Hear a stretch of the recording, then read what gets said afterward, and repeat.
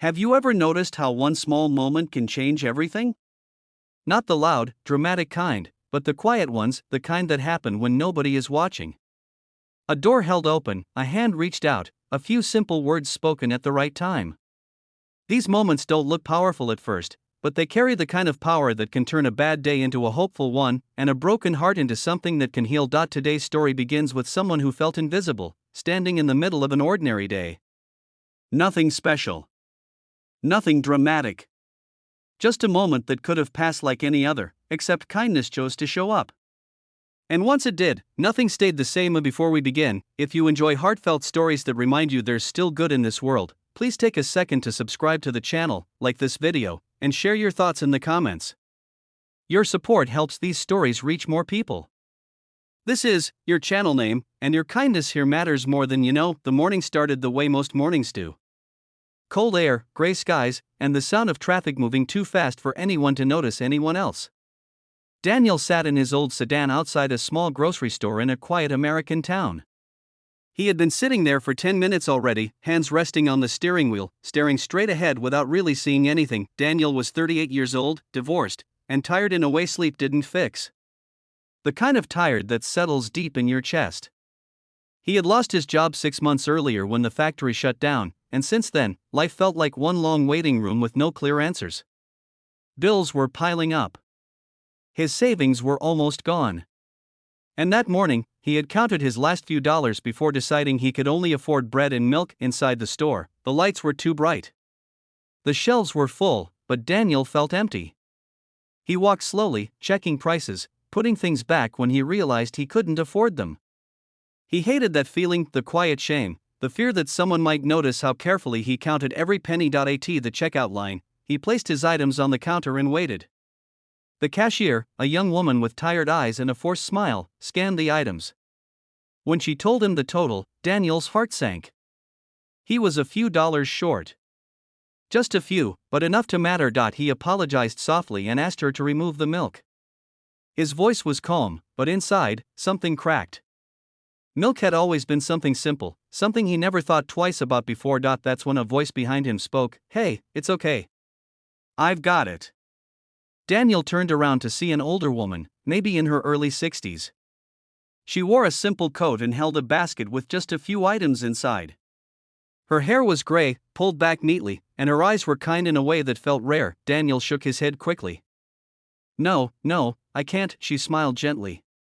"You can. And you will. Because today, you're letting someone be kind to you." The cashier looked up, surprised but relieved. Before Daniel could argue again, the woman paid the difference. It wasn't much. To her, it probably meant very little. But to Daniel, it felt like someone had reached into the dark and turned on a light. Outside the store, Daniel thanked her again. His eyes were wet, and he didn't bother hiding it. "I'm Margaret," she said. "And you're welcome." Daniel introduced himself and admitted, quietly, that things had been hard lately. Margaret listened. She didn't interrupt. She didn't offer advice or pity. She just listened, like his words mattered. Before they parted ways, Margaret said something Daniel would remember for years. "Kindness doesn't fix everything," she said. "But it reminds us we're not alone while we're trying to fix it." That should have been the end of the story. A nice moment. A small act. But kindness has a strange way of echoing. A few weeks later, Daniel was walking past a local community center when he saw a sign in the window, "Volunteers needed." He almost kept walking.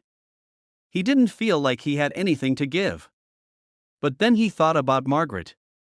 About how she gave without expecting anything back. He walked inside. The center was running a food pantry and helping families who were struggling just like him. Daniel started volunteering twice a week. At first, he stacked shelves and carried boxes. Over time, he started talking to people.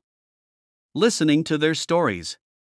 He realized something important: he wasn't the only one hurting. And somehow, helping others made his own pain feel lighter. One afternoon, Daniel noticed a young boy sitting quietly in the corner while his mother spoke to a volunteer. The boy looked scared, clutching a worn backpack. Daniel sat next to him and asked about school. The boy's face slowly brightened as he talked about his favorite subject and his dream of becoming a firefighter. That day, Daniel went home with a feeling he hadn't felt in months. Purpose. Life didn't magically become easy. Daniel still struggled. He still worried about money. But something inside him had changed. He started applying for jobs again with a little more confidence. And eventually, he found part-time work at a local hardware store.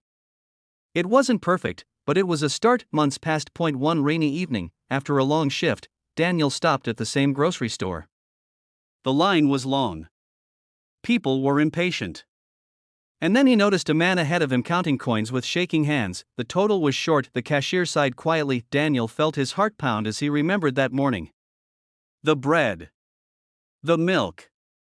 Margaret. He stepped forward. It's okay, Daniel said. I've got it. The man turned, shocked. His eyes filled with tears as he tried to refuse. Daniel smiled, hearing Margaret's words echo in his mind. Today, Daniel said softly, you're letting someone be kind to you. When Daniel walked out of the store that night, the rain had slowed to a gentle drizzle. He sat in his car for a moment, breathing deeply. He realized that kindness had come full circle, not because he planned it, but because it became part of who he was. Years later, Daniel would tell this story to his daughter, who was born into a world still full of problems, but also full of hope. He would teach her that kindness isn't about having extra money or time. It's about seeing someone and choosing to care, because kindness doesn't always roar. Sometimes it whispers. Sometimes it's just a few dollars at a checkout counter. Sometimes it's listening. Sometimes it's showing up, but no matter how small it seems, kindness travels. It moves from heart to heart, changing lives in ways we may never fully see, and maybe, just maybe, the next time you're given the chance to be kind or to receive kindness, you'll remember this story. And you'll let that moment matter, because in a world that can feel heavy, kindness is still one of the strongest things we have.